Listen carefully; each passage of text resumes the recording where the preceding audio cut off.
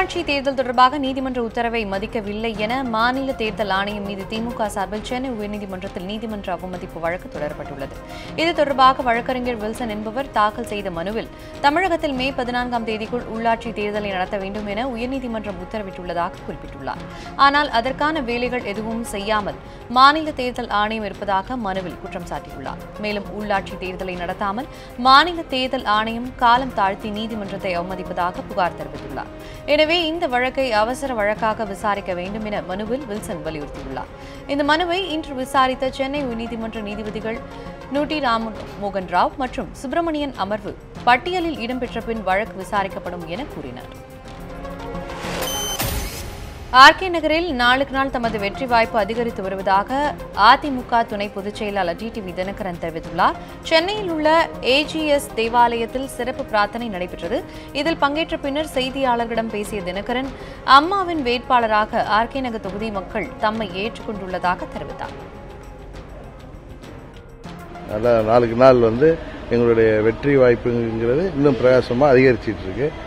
எதிரிகள் துரோகிகள் செய்த பொய் பிரச்சாரங்கள், மாண்புமிகு அம்மா அவர்களின் இறப்பை கூட எங்களிடமிருந்து பிரிந்து சென்ற துரோகிகள் செய்த அவதூறுகள் அனைத்தையும் நாங்கள் முறியடித்து விட்டு மக்கள் எங்களை அம்மாவின் வேட்பாளராகிய என்னை மாபெரும் வெற்றி பெறச் செய்வார்கள் என்பது ஏப்ரல் 15ஆம் தேதி உங்களுக்கு தெரியும். சென்னை ஆர்கே நகர் தொகுதியில் வேறு இடங்களில் வாக்காளர்களுக்கு கொடுப்பதற்காக வைக்கப்பட்டிருந்த 11,10,000 ரூபாய் பணத்தை தேர்தல் பறக்கும்படை அதிகாரிகள் பறிமுதல் செய்தனர். இடைத்தேர்தல் நடைபெறவுள்ள சென்னை ஆர்கே நகர் தொகுதியில் பணப்பட்டுவாடா நடைபெறுவதாக அரசியல் கட்சியினர் மாறி மாறி குற்றம் சாட்டி வருகின்றனர். இந்த நிலையில் தேர்தல் பறக்கும்படை அதிகாரிகள் ஆர்கே நகரில் அதிரடி சோதனை நடத்தினர்.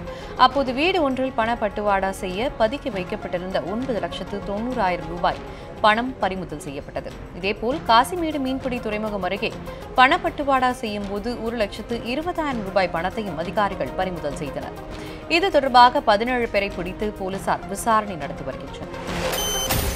டெல்லியில் 23வது நாளாக தொடர் போராட்டத்தில் ஈடுபட்டு வரும் ஐயா கண்ணுவுக்கு மயக்கம் ஏற்பட்டதை அடுத்து அவர் மருத்துவமனையில் அனுமதிக்கப்பட்டுள்ளார்.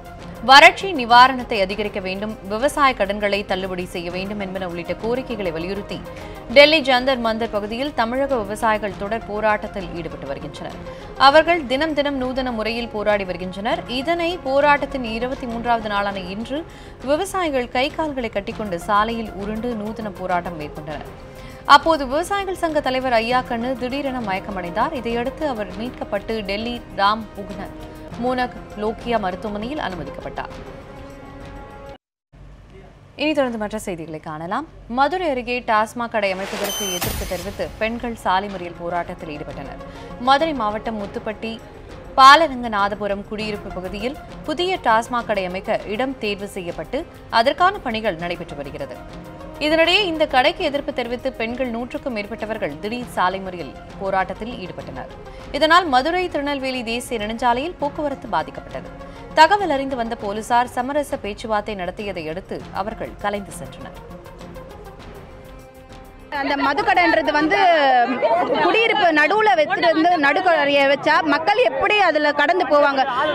ஸ்கூல் போற பிள்ளைங்க இருக்காங்க, காலேஜ் போற பிள்ளைங்க இருக்காங்க, அவங்களுக்கு என்ன ஷூரிட்டி இருக்கு? அவங்களுக்கு டெய்லி ஸ்கூலுக்கு அந்த வழிதான் போகணும், எல்லாத்துக்குமே அங்கதான் போகணும். பெண்கள் எல்லாமே அங்கதான் இருக்காங்க, மதுக்கடையை தாண்டி தான் எல்லாமே போகணும்.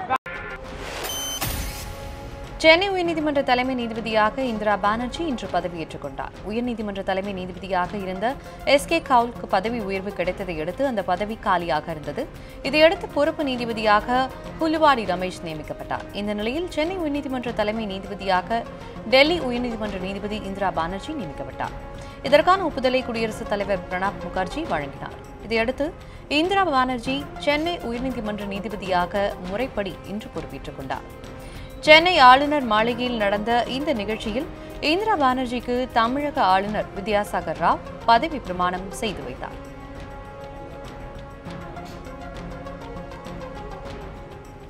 முதலமைச்சர் பழனிசாமி, சென்னை உயர்நீதிமன்ற நீதிபதிகள் மற்றும் உயர் அதிகாரிகள் கலந்து கொண்டனர். தமிழை கற்க ஆர்வமாக உள்ளதாக சென்னை உயர்நீதிமன்ற தலைமை நீதிபதி பொறுப்பேற்றுள்ள இந்திரா பானர்ஜி தெரிவித்துள்ளார். தலைமை நீதிபதி இந்திரா பானர்ஜிக்கு உயர்நீதிமன்றத்தில் வழக்கறிஞர்கள் மற்றும் நீதிபதிகள் சார்பில் வரவேற்பு நிகழ்ச்சி நடைபெற்றது. இதில் கலந்து கொண்டு பேசிய இந்திரா பானர்ஜி, பாரம்பரியமிக்க நீதிமன்றத்தில் பணியாற்றுவது கூடுதல் சுமை என தெரிவித்தார். தமிழ்நாட்டிற்கு முன்பு சுற்றுலா வந்தபோது தமிழை கற்க வேண்டும் என்ற எண்ணம் இருந்ததாகவும் அது தற்போது வாய்ப்பு கிடைத்துள்ளதாகவும் தலைமை நீதிபதி இந்திரா பானர்ஜி கூறியுள்ளார். The language of the state, Tamil, is one of the longest surviving classical languages. I've long wanted to learn the Tamil language and read some of the Tamil literature. I hope I will get the opportunity to do that now.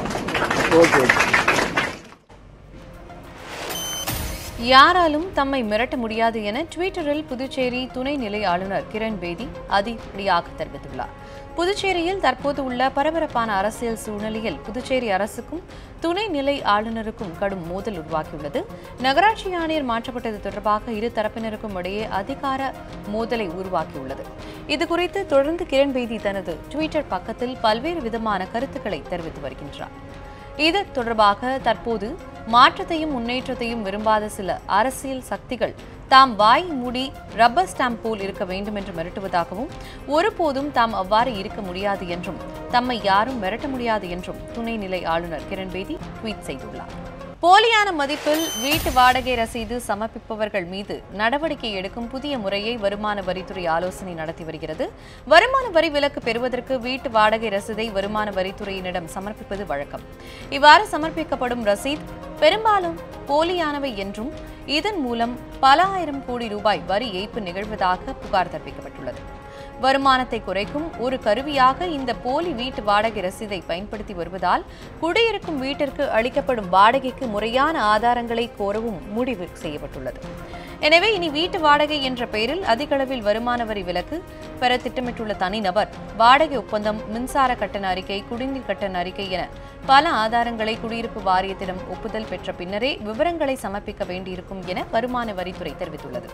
இது தொடர்பாக ஆலோசனை நடைபெற்று வருவதாகவும் விரைவில் இது தொடர்பான சட்டம் இயற்றப்படும் என்றும் தெரிவிக்கப்பட்டுள்ளது.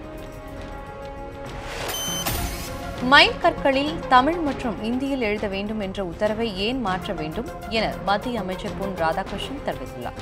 இது தொடர்பாக சென்னையில் செய்தியாளர்களிடம் பேசிய அவர், மைல் கற்களில் அந்த மாநிலத்தின் மொழிகளுடன் ஆங்கிலம், இந்தியில் எழுதலாம் என்று உத்தரவு போடப்பட்டுள்ளதாக கூறியுள்ள பொன் ராதாகிருஷ்ணன், மைல் கற்களில் தமிழை அழிக்க தாங்கள் தயாராக இல்லை என கூறினார். எதுக்கு மாத்தணும்? எதுக்கு மாத்தணும்? நான் டிஆர் பாலு செய்தது தப்புன்னு நான் சொல்லல, எழுதுறது தப்புன்னு நான் சொல்லல. தப்புன்னு சொன்னா தமிழன் ஒவ்வொருத்தரும் நாம தப்பு பண்றோம்னு அர்த்தம். நாம பிற மாநிலங்களுக்கு போகும்போது நமக்கு புரியக்கூடிய அளவுல ஆங்கிலத்தில் இருக்கணும்னு நாம விரும்புறோமா இல்லையா? அதிகப்படியாக யார் பயணம் பண்றாங்களோ அவங்களுக்கு புரிந்து கொள்ளக்கூடிய அளவுக்கு இருக்கணும். அங்கேயும் தமிழ்ல எழுதணும்னு சொன்னா தமிழ்ல போகக்கூடியவங்க கொஞ்சம் பேர் இருப்பாங்க, ரொம்ப சொற்பமான எண்ணிக்கை, அவ்வளவுதான். ஓமலூர் அருகே தகாத உறவால் ஏற்பட்ட பிரச்சனையில் காதலியின் கணவனை வெட்டி கொன்ற நபரை போலீசார் கைது செய்தனர். சேலம் மாவட்டம் வைரங்காடு பகுதியை சேர்ந்தவர் திருப்பதி. இவரது மனைவி வசந்தாவிற்கு அதே பகுதியை சேர்ந்த தனபால் என்பவருக்கு இடையே தகாத உறவு இருந்து வந்ததாக கூறப்படுகிறது. இதுகுறித்த தகவல் அறிந்த திருப்பதி இருவரை கண்டித்த நிலையில் இது தொடர்பாக வசந்தாவின் உறவினர்களிடம் புகாரும் அளித்தனர். இதனால் ஆத்திரமடைந்த தனபால் திருப்பதியை கொலை செய்யும் நோக்கத்தோடு கொடூர ஆயுதங்களால் அவரை தாக்கியுள்ளார். இதில் படுகாயமடைந்த திருப்பதி மருத்துவமனைக்கு கொண்டு செல்லும் வழியிலேயே பலியானார். இந்த சம்பவம் தொடர்பாக வழக்கு பதிவு செய்த போலீசார் கொலை செய்த தனபாலை கைது செய்து விசாரணை மேற்கொண்டு வருகின்றனர். பாஜக தேசிய செயலாளர் எச் ராஜாவின் சகோதரர் எச் சுந்தர் தமிழ்நாடு அரசு போக்குவரத்து கழக மேம்பாட்டு மற்றும் வளர்ச்சி நிதி நிறுவனத்தின் இணை இயக்குநராக சென்னையில் பணியாற்றி வந்தார். இவர் பணி ஓய்வு பெறும் நாளான மார்ச் 31ஆம் தேதி கும்பகோணத்திற்கு இடமாற்றம் செய்யப்பட்டு பணியிடை நீக்கம் செய்யப்பட்டார். இதனால் அரசு சார்பாக பெறப்படும் சலுகைகள் எதுவும் அவர் பெற முடியாத நிலை ஏற்பட்டுள்ளது. KN நேரு போக்குவரத்து துறை அமைச்சராக இருந்தபோது எச் சுந்தர் உள்ளிட்ட ஏராளமானோர் நிதி மோசடி வழக்கு நிலுவையில் உள்ளதால் இந்த நடவடிக்கை எடுக்கப்பட்டுள்ளதாக தகவல் வெளியாகியுள்ளது.